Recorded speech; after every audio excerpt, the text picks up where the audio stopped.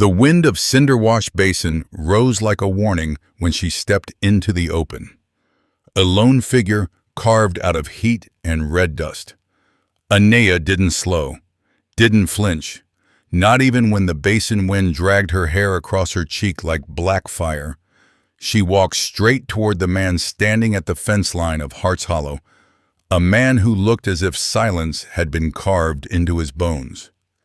Gideon Hart stilled, one hand on the rope he'd been tying. Sunlight sharpened the angles of his face, but his eyes, gray-blue, like a dry river that once ran deep, held their ground when hers met his. Anea stopped a breath away, the space between them tight as drawn wire. Then she spoke, voice low, steady, dangerously calm. "They warned you I'll make you lose your mind, yet here you stand." Something shifted in the heat between them, small, sharp, undeniable. Before we continue the story, take a moment to comment below and tell me where you're watching from and why Wild West love stories speak to you. Your thoughts help this tale reach the folks who truly feel its heartbeat. Cinderwash Basin spread wide and harsh beneath the late afternoon sun. A bowl of scorched earth where heat shimmered above the ground like restless spirits. The land carried the scent of baked stone and distant cedar, and the wind, always unsettled, always whispering, dragged fine ash-colored dust across every surface. Nothing here softened easily. Not the earth, not the light, not the people who stayed long enough to call it home. Heart's Hollow sat at the northern lip of the basin, a weather-worn ranch clinging to a strip of stubborn grass and a nearly dead creek bed. The cabin's timber darkened under years of sun. The porch boards sagged but held, and the barn stood steady despite its bleached, brittle planks. Beyond it lay Whisper Creek, a narrow scar of white stones and cracked mud, a place where water once carved its way with purpose. Now it lay silent, a memory left in the open. Anea paused at the edge of that quiet world, letting the air settle against her skin. She was Apache by birth and by spirit, the daughter of a people who rid the land the way others rid scripture. Dust clung to the folds of her dress, but her posture remained unbowed. Her eyes, dark, clear, and steady, told their own history, a woman who had known the weight of false judgment and had learned to stand taller because of it. A faint, pale mark circled her wrist, half hidden beneath leather ties. It looked like the ghost of a burn, though the story behind it stayed locked behind her calm expression. She carried herself with the quiet confidence of someone who had survived more than she ever spoke aloud. Even now, after days of being pushed out, erased, cast aside, she moved with the grace of someone who refused to break. Gideon Hart watched her from the fence line, the way a man watches a storm he can't quite predict. He was broad-shouldered but not imposing, his strength built from years of hauling feed, mending rails, and fighting the kind of loneliness that crept in at night when the world went still. A pale scar cut along his jaw, the kind left by something's sharp knife or blade. His shirt sleeves were rolled high, revealing forearms hardened by labor. Yet his movements held a cautious gentleness, as though he'd learned that the land and people both bruised easily. Heart's Hollow was a refuge he didn't speak of, a place where he'd buried memories he wasn't ready to face. In the dim corner of his cabin lay a guitar, untouched for years, its strings coated in dust like a secret he refused to name. His wife, Alora, had loved its sound since the day he lost her to fever. Gideon had shut himself behind work and silence, speaking only when necessary, feeling only when alone. Now, facing this woman who arrived with dust in her hair and fire in her voice, Something in him shifted a flicker, quiet but undeniable. A ridgehawk circled overhead, its shadow gliding across the basin floor. Aenea's gaze followed it for a moment before returning to Gideon, as if measuring whether this place was still capable of mercy. Gideon, in turn, studied the steadiness in her stance, the unspoken challenge in her silence. Between them lay Cinder Wash Basin Harsh, scarred, waiting yet for the first time in a long while. The land did not feel entirely empty. Harlan Peck didn't linger. He tipped his hat toward Gideon, muttered something about losing daylight, and climbed back onto his wagon. The mules stomped once, snorted, and the wheels creaked into motion. Dust lifted behind him like a curtain being drawn, and within moments, the trader disappeared down the slope leading out of Hart's Hollow. The quiet he left behind was almost jarring. Aenea stood alone in the open yard, framed by sun-glazed dust, while Gideon remained by the fence line, one palm still wrapped around the rope he hadn't finished tying. For a moment, neither moved. It wasn't hostility that filled the space, it was caution, uncertainty, and something else neither had words for yet. "The bunkhouse is yours," Gideon said first, voice low and clipped. "A cot, a roof, nothing fancy." Aeneas inclined her head. No plea, no desperation, just acceptance, steady and unafraid. The lack of fear unsettled him more than fear would have. "You came out here alone?" he asked. "I did," she said, her tone neither defensive nor apologetic. Gideon watched her carefully. Some people hid behind silence. Aeneas carried silence like a blade sharp, controlled and purposeful. It made him wary in a way he couldn't quite explain. They walked toward the barn, each keeping their distance, their footsteps falling out of sync before slowly, almost unwillingly, finding a similar rhythm. The ground shifted beneath them, soft here, packed hard there, baked by relentless sun. Russ, the most temperamental of Gideon's horses, lifted his head the moment they approached. The gelding didn't tolerate strangers. He barely tolerated Gideon on his worst days. But as Aeneas neared, the horse's ears pricked forward instead of back. He stepped closer, sniffing the air, then touched his nose to her wrist as if greeting someone familiar. Gideon stopped cold. "Russ doesn't do that," he muttered, unable to hide the edge in his voice. Aeneas brushed her fingers along the horse's cheek with quiet confidence. "Animals don't fear what speaks softly," she said. Gideon didn't know whether she meant her voice, her presence, or something deeper he wasn't ready to acknowledge. A gust kicked dust across the yard. Wrapping their boots in red haze, sunlight caught in Aeneas's eyes, revealing not just resolve, but a flicker of exhaustion buried so deep it had turned into a kind of strength. Gideon recognized that look, someone who'd lost something they shouldn't have had to lose. Harlan said, "You're looking for work," he said. "I'm looking for a place where lies don't set the rules." She answered. The words dropped between them like a stone. Gideon didn't ask what she meant. He knew the tone of someone carrying a wound and guarding it with their life. "Finally," he said, "work starts before sunrise. Hard work. I'm not afraid of hard things."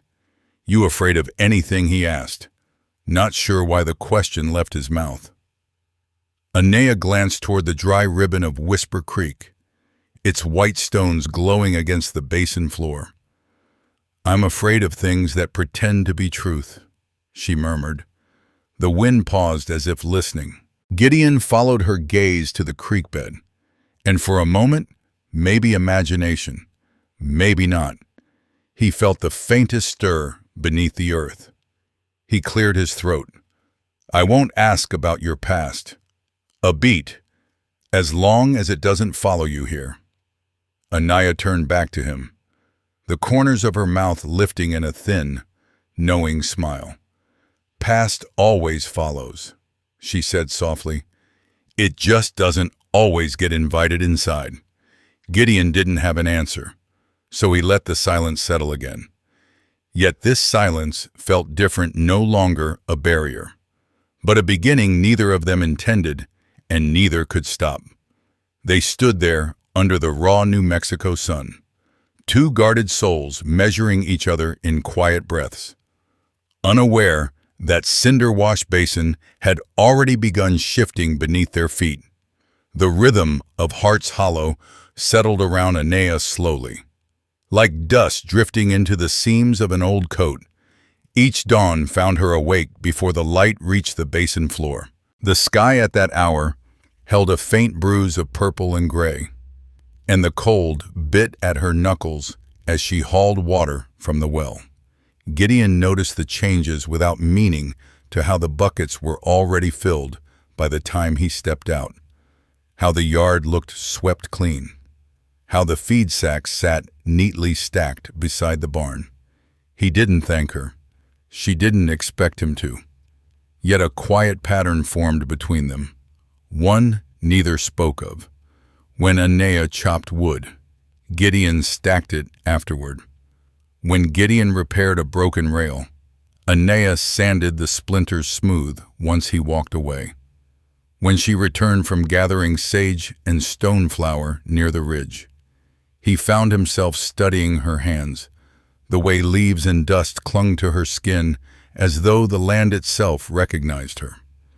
Their conversations stayed sparse, but their awareness of each other grew heavier with every passing day. One afternoon, the sun sharp as a blade overhead, Gideon caught sight of Anaya near Whisper Creek. She knelt in the dry bed, selecting stones with careful fingers and arranging them along the edge as though following an invisible pattern. He approached quietly, but she sensed him before he spoke. "What are you doing?" he asked. "Setting the water's memory," she answered, her voice barely above the wind. Gideon frowned slightly, not in disbelief, but in puzzlement. "What does that mean?" She picked up another stone, gray and cool to the touch, and placed it beside the others. When water leaves a place, the land forgets how to listen. Stones help it remember. He didn't laugh or dismiss her words. Instead, he lowered himself onto the bank beside her, resting his forearms on his knees. The two of them sat there, eyes following the empty curve of the creek bed, as though listening for something too faint for ordinary ears. Later that week, Gideon returned from the far fence line to find Anaya seated on a low stool. A strip of leather stretched across her lap. She worked an awl through it, repairing one of his saddles. Her braids slipped over her shoulder with each movement, dark against the dusty afternoon light. "You know your way around tack," Gideon said. Anaya didn't look up. "Leather listens if you respect it." It was a simple statement, but something in her tone steady, unforced, made Gideon pause. He stood there longer than he meant to, his shadow falling across her hands. She finally lifted her gaze to him, and the calm he found there startled him. Not passive, not submissive, just certain. Certain in a way he had forgotten people could be. "Why do you work so hard?" he asked. Anaya returned to the saddle. "Because this place hasn't lied to me yet." Gideon's breath tightened a little. Heart's Hollow had been a shelter for him. Yes, but also a prison he built for himself after losing Alora. Hearing someone else say the land felt honest, it shifted something in him, something he thought long dead. That evening, as dusk settled like smoke over the basin, Anaya carried a bundle of dried herbs to the porch. Gideon sat there, leaning against the post. A guitar, Elora's guitar, resting beside him. He didn't play it. He rarely even touched it. But tonight, he had taken it out of the corner where dust claimed all forgotten things. Anea sat on the steps below him. The air smelled of cooling sand and sagebrush. The land held its breath as night crept over the basin. She liked the sound. Didn't she? Anea asked softly, glancing at the guitar. Gideon's jaw tightened. Alora loved music. I didn't. Or maybe I just didn't know how to anymore. After... He didn't finish. Didn't need to. Anea didn't ask for the pieces he wasn't ready to hand over. Instead, she said, songs stay in the wood long after the hands that played them are gone. A quiet breeze passed between them, stirring the lantern flame beside the door. Gideon turned the guitar slightly, his thumb brushing a string. A faint note vibrated, small and trembling. Anea watched him with eyes that held no pity, only understanding. And in that moment, something loosened inside him, the tight, bitter silence he had wrapped around himself since the night Alora died. Later, when Gideon rose to check the horses, he noticed Anea watching the horizon. The last colors of daylight washed over her face, softening the sharp lines of her past wounds.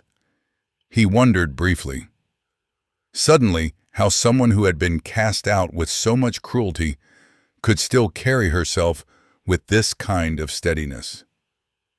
She sensed his gaze and turned slightly, meeting his eyes. "You don't ask many questions," she said. "Neither do you," he answered. She looked toward Whisper Creek, its stones pale in the dusk. "Some truths grow slow," she murmured, "but when they come like water." Gideon didn't understand the full meaning of her words. Not yet, but he felt them land somewhere deep, somewhere dry, somewhere waiting. And for the first time since he buried Alora, he felt something inside him shift, like a creek bed stirring under the promise of rain. The heat changed first. Not the usual dry burn of cinder wash basin, but a restless, uneasy warmth that pressed low against the skin.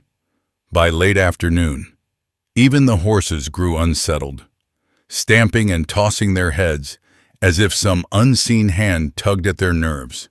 The wind, normally a constant companion here, died into a heavy stillness. Anea felt it before Gideon did. She had been sweeping dust from the porch when the air shifted, a subtle tightening that slid along her spine.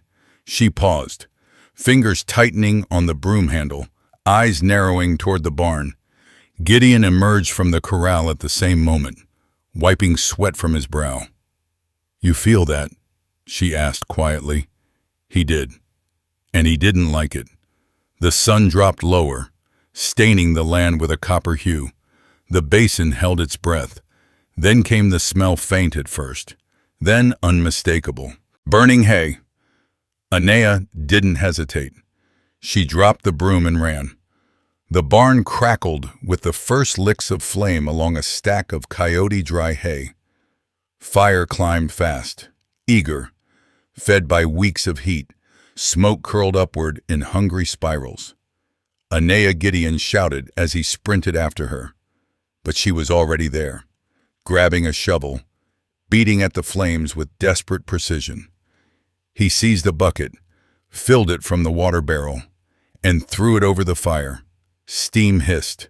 The flames leapt back, furious but not yet beyond control. Together, they fought it.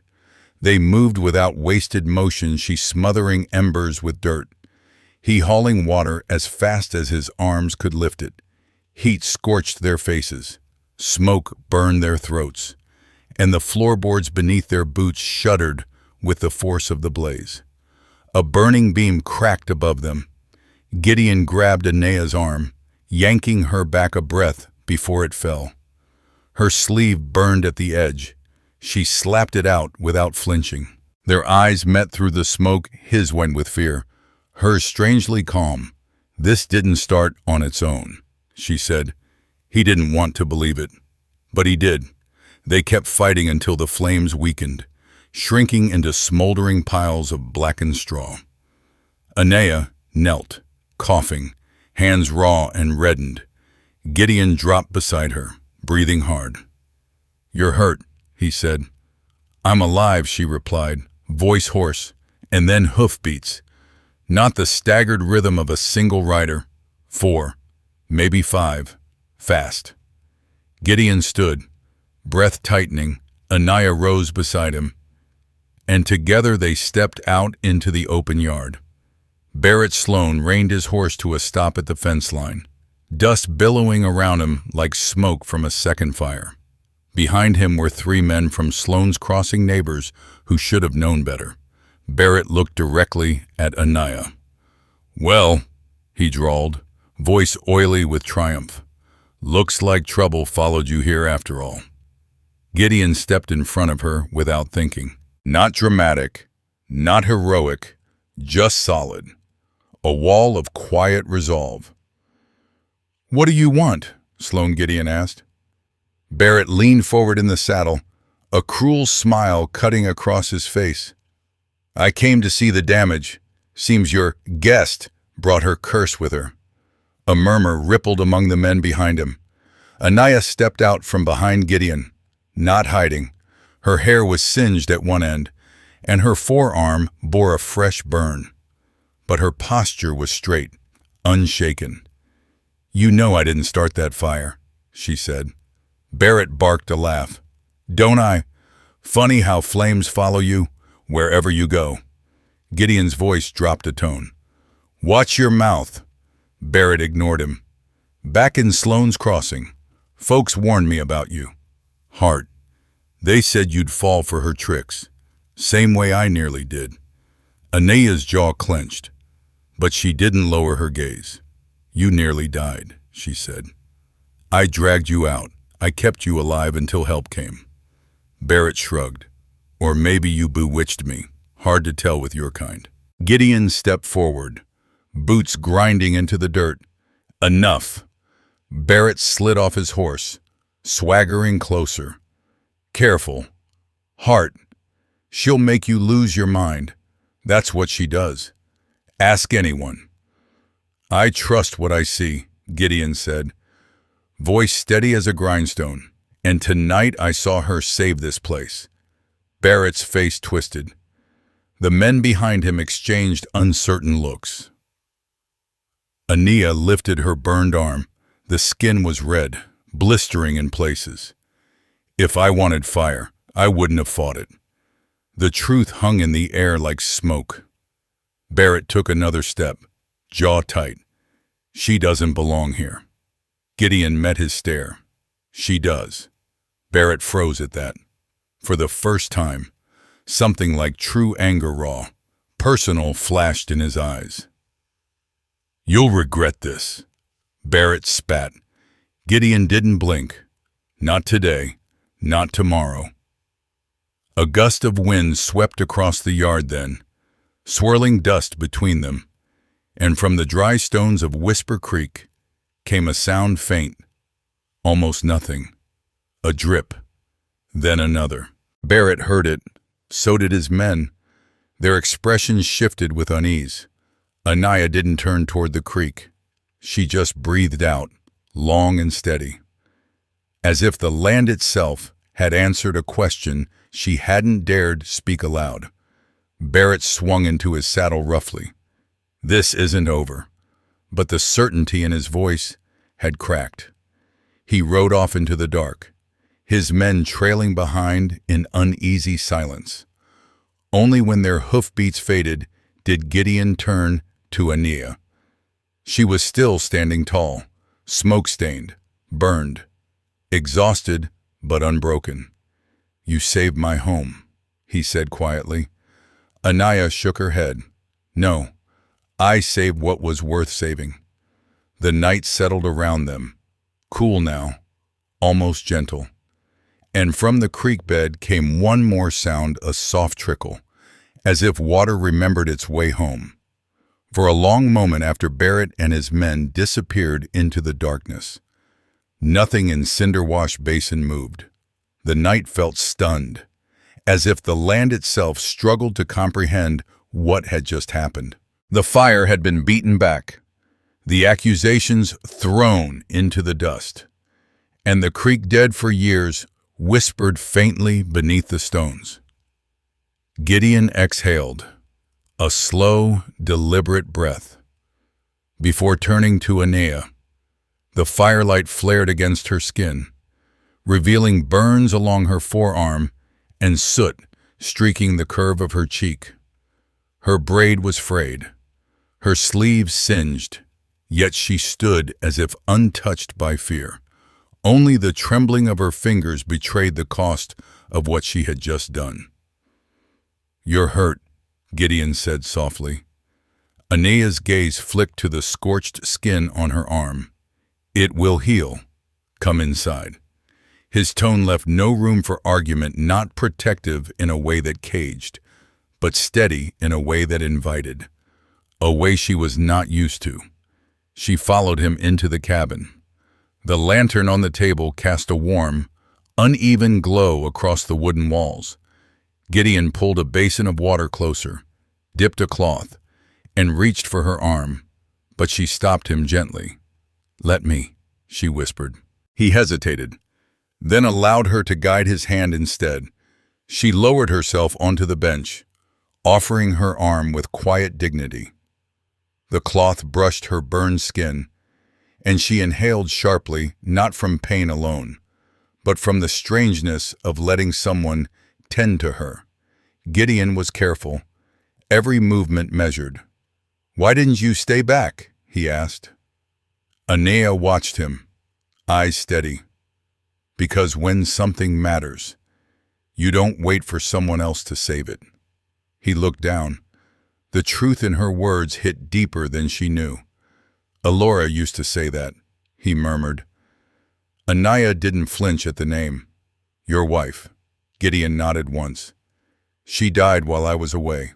Fever. I wasn't there to hold her hand." His voice thickened, but he continued. "I told myself the silence after would break me if I ever cared again, so I stopped letting myself care." Anea studied him, seeing the places he rarely allowed anyone to see. "Silence isn't a punishment," she said. "It's a place where wounds hide until you choose to name them." He looked at her then, really looked. The exhaustion, the smoke on her skin, the unwavering strength in her posture, all of it carved into his chest like a new truth. "You weren't meant to face that fire alone," he said. Anea shook her head. "I've faced worse. Fires burn. People do worse." He paused. "Barrett." Her jaw tightened, memories flickering across her expression like the dying embers outside. "He nearly died in a fall.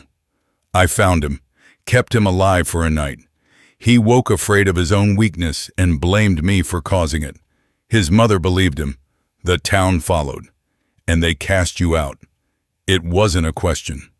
Anea's eyes dropped to the basin of water, where ash floated like black snow. "They said I bewitched him, that I pull men off course, that I ruin minds." She lifted her gaze. "You heard part of that the day I arrived." "I did," Gideon admitted, "and I didn't believe it." Why, he didn't look away.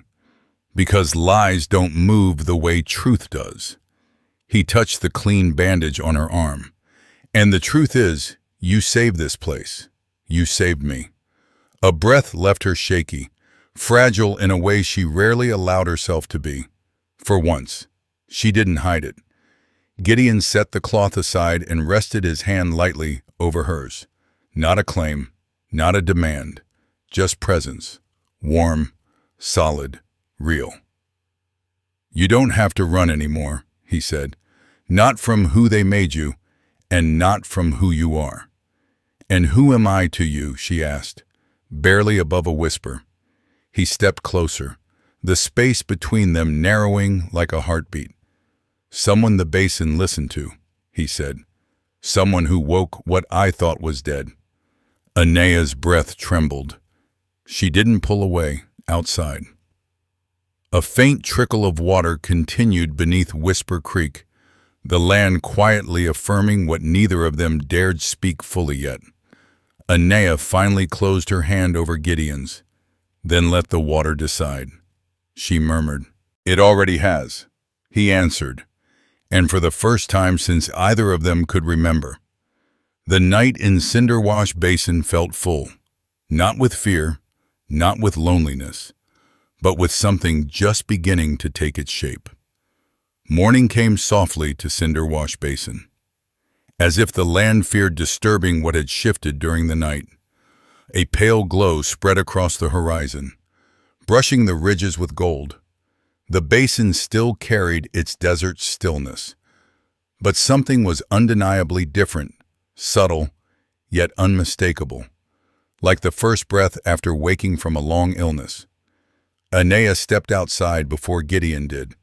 The cool air kissed her skin, easing the heat left by the burns along her arm. The wind, once sharp and restless, moved gentler now, tugging lightly at the ends of her braid. She walked toward Whisper Creek, drawn by the faint sound she'd heard the night before. Gideon joined her quietly, boots crunching over the gravel.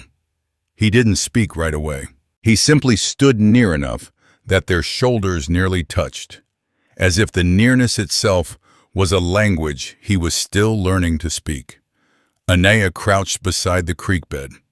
The line of stones she arranged days ago remained exactly as she had placed them only now.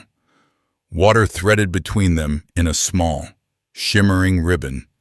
Not a stream, not yet, but enough to darken the earth where it passed, enough to bring a scent of coolness into the morning air.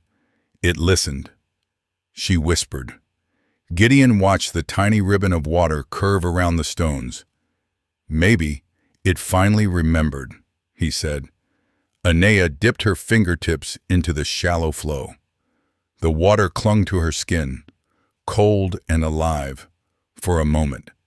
She closed her eyes, feeling the pulse of something ancient and forgiving moving through the ground beneath them. This land, it feels different now, she murmured. Gideon looked at her, at the way the soft light touched her face, at the steadiness she carried even after being burned. Accused, cast out. So do you, he answered. Aenea stood slowly, her hand trailing in the air as if leaving the water behind required intention. For the first time in a long while, she said, I don't feel like I'm walking through someone else's judgment. You're not, Gideon replied. His tone wasn't forceful, but certain in a way that surprised even him. Not here, not with me. Their eyes held, quiet as dawn, deep as the earth stirring beneath their feet. Aenea took a step closer. And you, she asked, do you still carry your silence like a shield? Gideon's breath left him in something between a sigh and a confession. I carried it because it was all I had.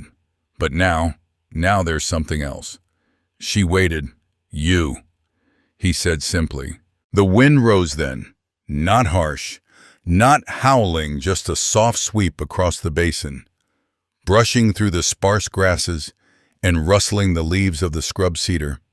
It carried the scent of wet earth, that rare, precious fragrance that belonged only to places learning how to live again. Aenea reached out, letting her fingers graze the back of Gideon's hand, a touch light as water, deliberate as truth. He turned his palm upward, entwining his fingers with hers. They stood together beside Whisper Creek as its thin stream glimmered in the morning light. A promise more than a river, but a promise nonetheless. For years, Cinderwash Basin had been a place of drought, silence, and ghosts. But now, as two silhouettes leaned gently together over a newborn ribbon of water. The land seemed to acknowledge what the heart already knew: healing had begun. And from that day forward, folks who passed through the basin said Heart's Hollow didn't look so empty anymore. Some swore they even heard water singing beneath the stones.